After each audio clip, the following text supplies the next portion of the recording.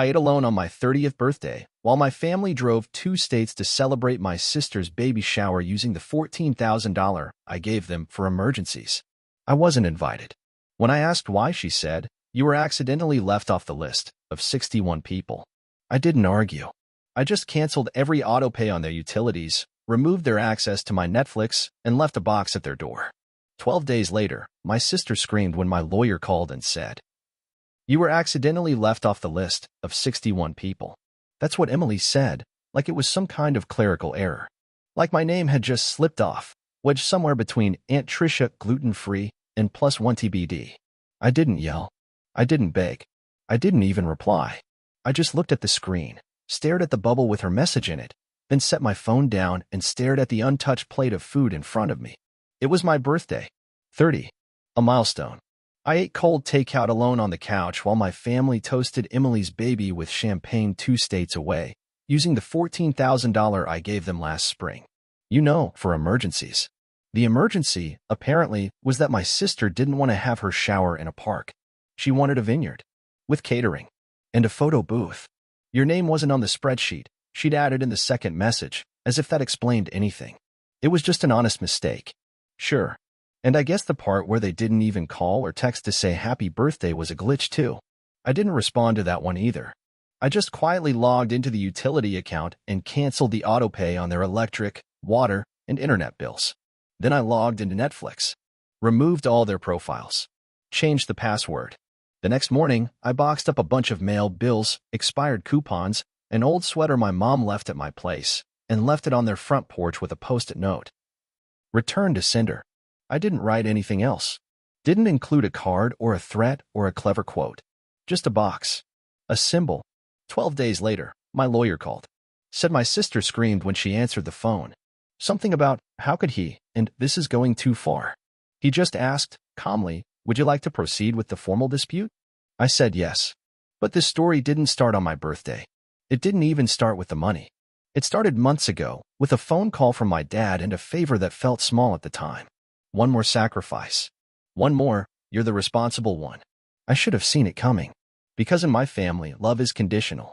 And silence is the currency you pay to stay in good standing. But I was done paying. I didn't start counting favors until I realized they were counting dollars. See, that $14,000 I gave them?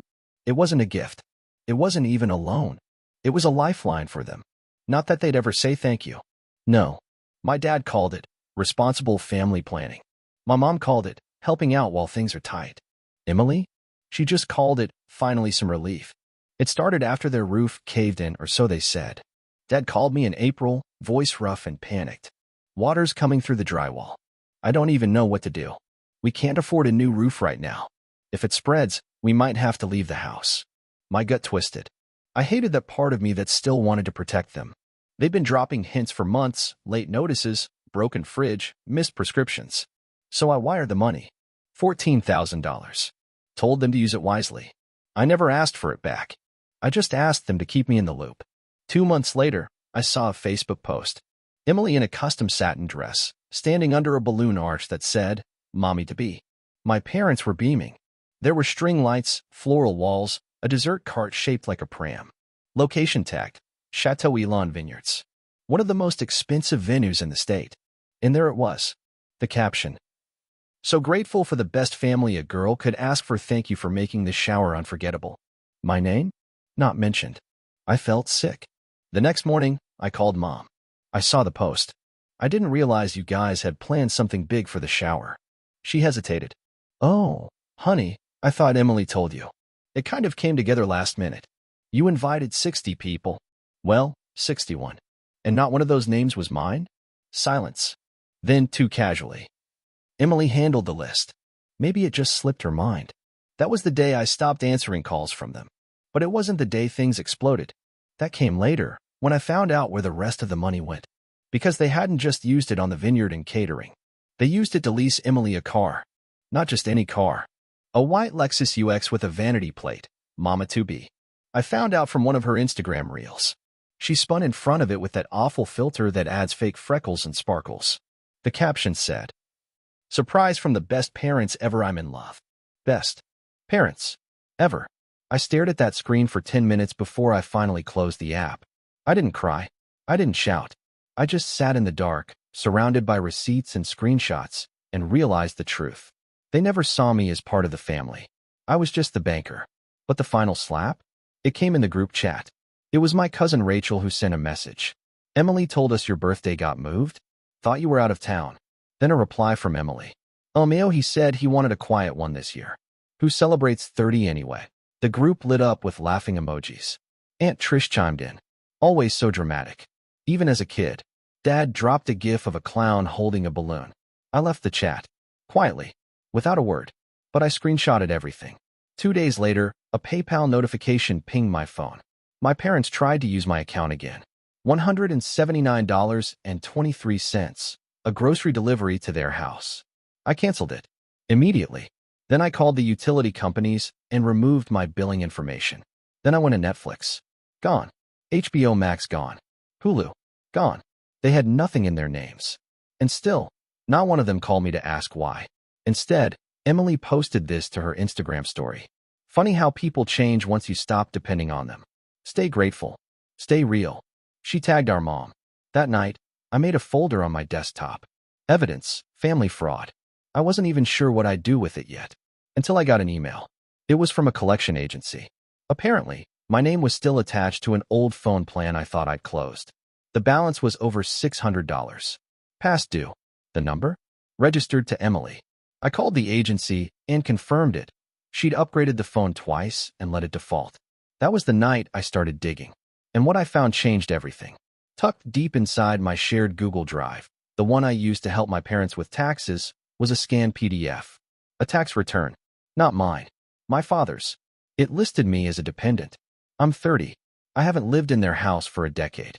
And right there, plain as day, in his own digital signature, was the note. Son assists with utilities and provides supplemental care. He was writing me off, literally, for years. Then I checked my credit report. There it was. A hard inquiry. From a car dealership. 3 months ago. I called. Yes, sir. We have a co-signed pre-approval with your SSN and James Walters as the primary applicant. That was my dad. He'd used my identity. Or at least signed things in my name. Maybe thinking I wouldn't notice, or that I'd forgive it. When I confronted him over text, he sent a single reply. You're overreacting. It's family. Don't make this uglier than it needs to be. No apology. No explanation. Just guilt. But what really lit the fuse? Emily sent me a Venmo request for $84. For diaper raffle supplies. No note. No smiley face. Just a bold demand, like it was her right. I declined it. Then she sent it again with a message. Don't be petty. So I sent her 1 cent with a note. You were accidentally left off the list of people I respect. That's when it got real. My mom called me crying the next day. Said Emily was upset. That I was creating division. That I needed to stop airing dirty laundry. I asked her, what about all the money? She paused. Then said, you never said it was a loan. And there it was. Everything I'd ever done, every bill I covered, every favor I gave, was just expected. My job. My role. I was never a brother. Never a son. Just a walking, breathing debit card.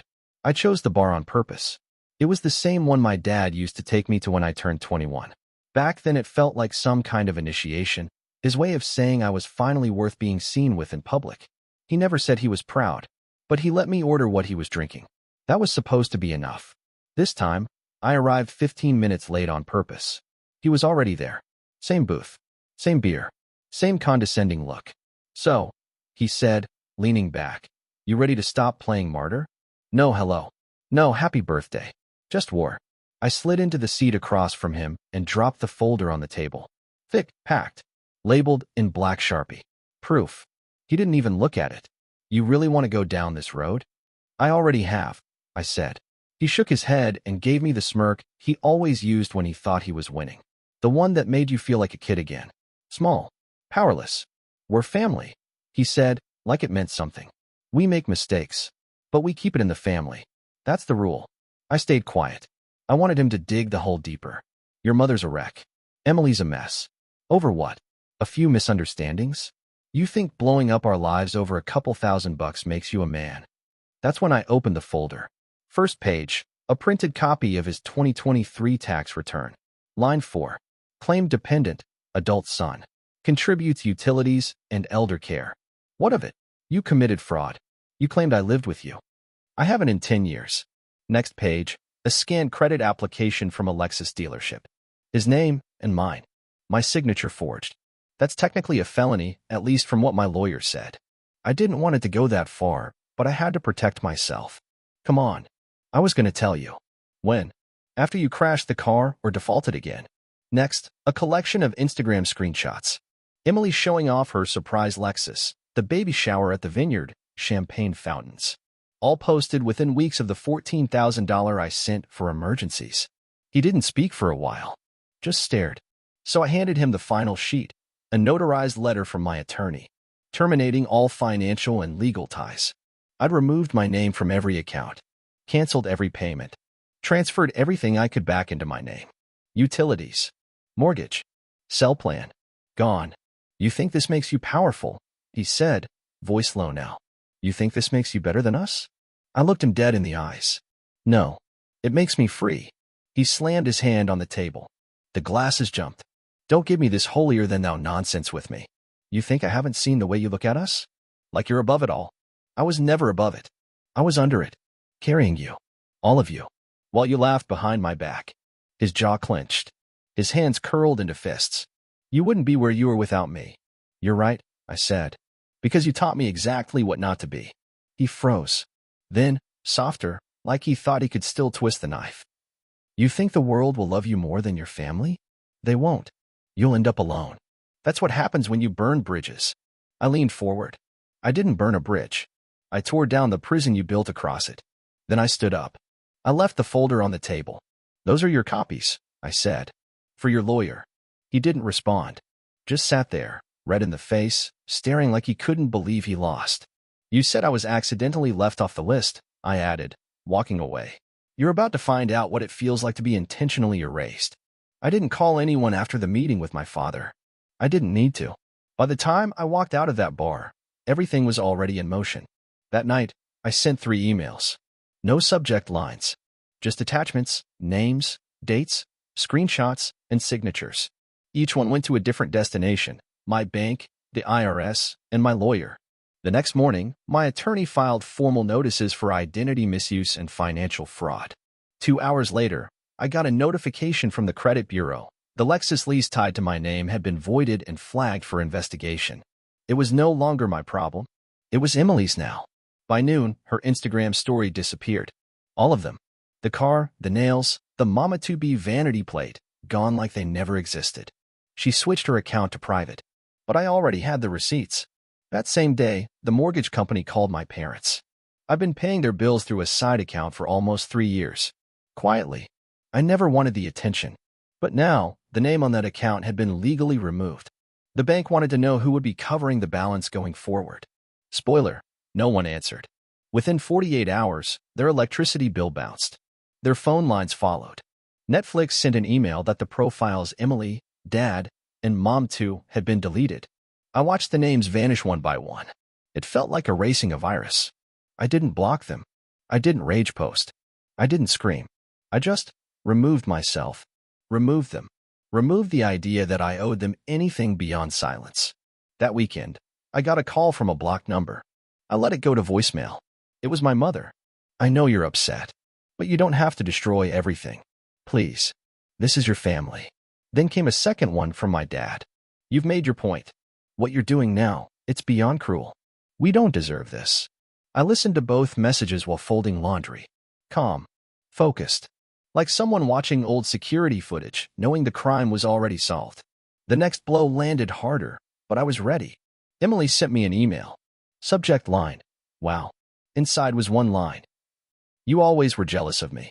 Now the world sees who you really are. No punctuation. No context. So I replied with a PDF, her credit card statement, the one I paid off twice, where the last $3,200 went to the exact same vineyard she claimed she couldn't afford without family help. No message. Just the numbers. She never replied again. On Tuesday morning, I received confirmation that the IRS had flagged my father's 2023 return for audit. The moment he claimed me as a dependent, while simultaneously forging a car lease in my name, the system caught it. Not because I screamed, but because I submitted. Quiet doesn't mean weak. Quiet is just what you hear before the detonation. The fallout wasn't instant, but it was steady and brutal. By Friday, I started hearing from second-tier relatives. A cousin I hadn't spoken to in 5 years messaged me. "Hey, I know things are tense, but your mom's not doing well. Can we talk?" I didn't answer. Then an uncle sent a guilt-drenched essay. "You've always been so kind. You're better than this. Families fight, but they come back together." Funny. I couldn't remember the last time any of them fought for me, so I ignored them too. What finally hit me hardest wasn't a voicemail or a plea, it was silence. They stopped trying. Just stopped. No more calls. No more emails. The family chat stayed dead. My birthday had come and gone. And for the first time in my adult life, I didn't get a single late apology, belated meme, or half-hearted, "hope you're well." And that was fine. Because now, every time they went to stream something, order something, apply for credit, they'd be reminded. Not by me, but by rejection. Payment declined. Insufficient credit. Account owner removed access. No screams. Just systems updating. And I didn't gloat. I didn't tell anyone.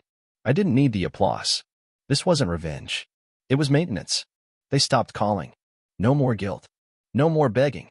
No more explanations about what family means. And for the first time, I didn't feel empty. I felt done. That's when I booked the flight. Bali greeted me with rain. Not the angry kind. The soft kind. Warm and honest, like the island knew I came to wash something off. I stood barefoot on the porch of a wooden villa, holding a mug of bitter coffee, watching the sky dissolve into the trees. No noise. No notifications. No one asking for a favor. Day 3, I whispered to myself. Still no guilt.